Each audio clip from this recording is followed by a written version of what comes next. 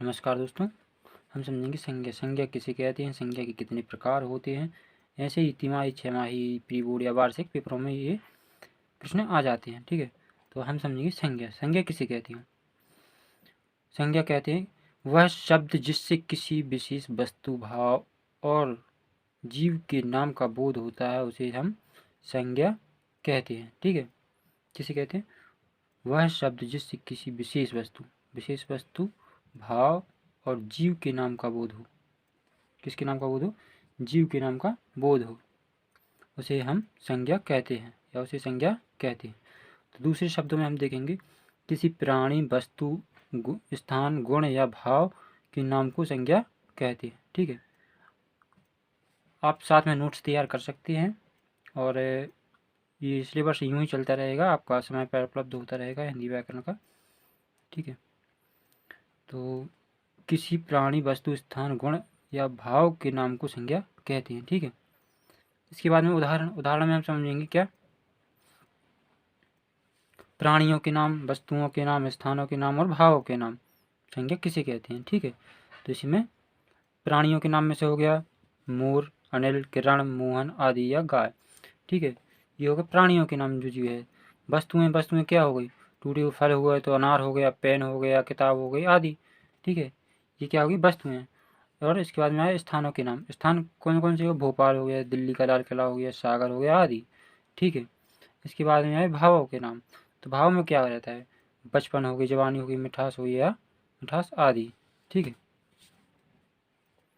इसके बाद में हम देखेंगे संज्ञा के प्रकार। संज्ञा कितने प्रकार की होती है या संज्ञा के भेद। तो संज्ञा 5 प्रकार की होती है। ठीक, कौन कौन सी? व्यक्तिवाचक संज्ञा नंबर 1, व्यक्तिवाचक संज्ञा नंबर 2, जातिवाचक संज्ञा नंबर 3, भाववाचक संज्ञा नंबर 4, द्रव्यवाचक संज्ञा नंबर 5, समूहवाचक संज्ञा। ठीक है, तो ये संज्ञाओं के नाम तो लगभग आपने सुने ही होंगे। ठीक है, क्योंकि ये संज्ञा 5वीं से पढ़ाई जाती हैं और पहले से, तो इनके नाम तो आपने सुने होंगे। यदि आपने नाम सुने हैं तो आपको ये बहुत ही बड़ी आसानी के साथ में याद हो जाएंगे।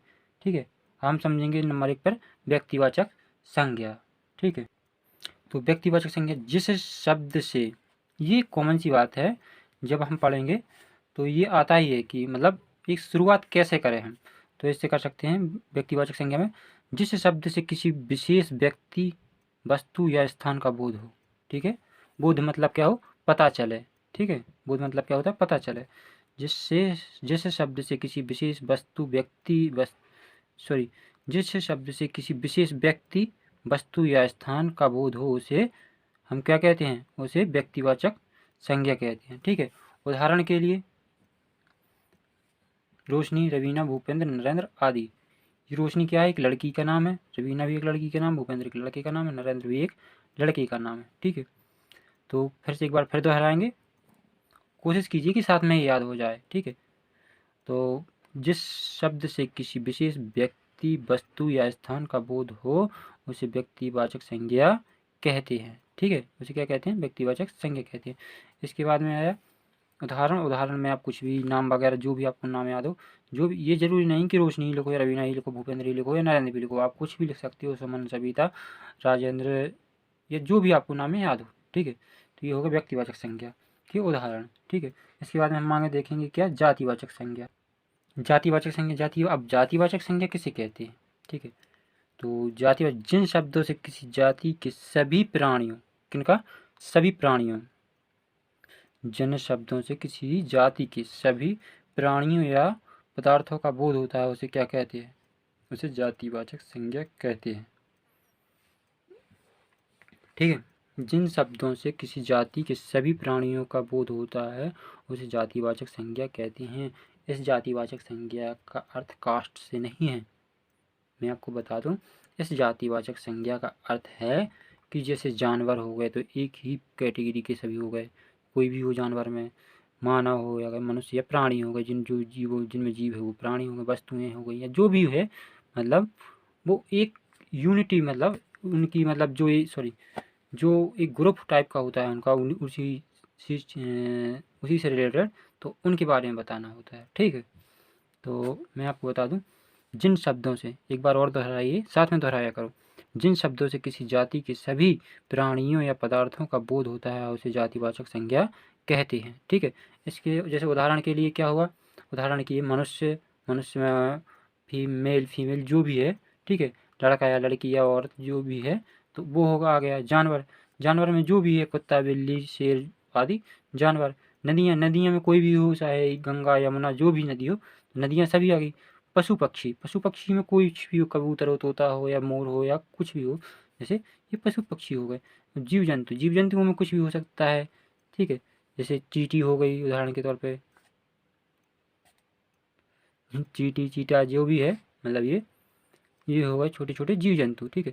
इसके बाद में आता है क्या, भाववाचक संज्ञा। तो मैंने अभी आपको बताया था कि संज्ञा कितने, सॉरी हाँ, संज्ञा कितने प्रकार की होती है। संज्ञा 5 प्रकार की होती है। उनमें से हम पढ़ चुके व्यक्तिवाचक, जातिवाचक, इसके बाद में पढ़ेंगे हम भाववाचक, फिर पढ़ेंगे द्रव्यवाचक और समूहवाचक।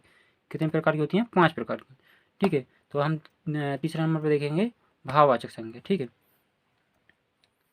अब भाववाचक संज्ञा किसे कहते हैं, जिन शब्दों से किसी प्राणी या पदार्थ के गुण, भाव, स्वभाव या अवस्था का बोध होता है, उसे भाववाचक संज्ञा कहते हैं, ठीक है। किसे कहते हैं, जिन शब्दों से किसी प्राणी पदार्थ की गुण, ठीक है, भाव, स्वभाव या अवस्था का बोध हो, ठीक है। गुण आप जानते ही हो, ठीक है, भाव स्वभाव भी आपको पता ही होगा, कहते हैं ना उसके हाव भाव कुछ ठीक नहीं लगती, उसका स्वभाव ठीक नहीं है, ठीक है। इन चीज़ों, यही सब चीज़ें हैं, ठीक है। या अवस्था, अवस्था आप जानते ही हो। और इसके बाद में अवस्था का बोध है, होता है, मतलब पता चलता है, बोध होता है, उन्हें भाववाचक संज्ञा कहते हैं। किसे कहते हैं, भाववाचक संज्ञा।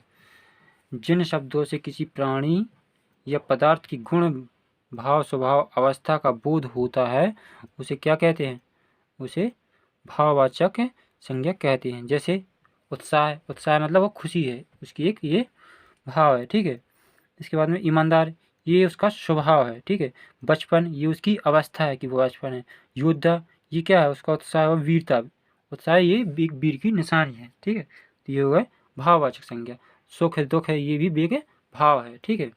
इसके बाद में हम देखेंगे अगला चौथा नंबर पर आएगा, क्या आ गया, समूहवाचक संज्ञा, ठीक है। तो हम देखेंगे समूहवाचक संज्ञा। तो अब समूहवाचक संज्ञा में क्या है, समूहवाचक संज्ञा किसे कहते हैं, ठीक है। तो हम समझेंगे समूहवाचक संज्ञा, जिसे संज्ञा शब्द से किसे, जिस संज्ञा शब्द से वस्तु के समूह या समुदाय का बोध होता है, उसे क्या कहते हैं, समूहवाचक संज्ञा कहते हैं, ठीक है। समूहवाचक संज्ञा, समूहवाचक संज्ञा में कैसे समझेंगे, एक नॉर्मल परिभाषा, जैसे आप अपने मन से बोल रहे, समझिए।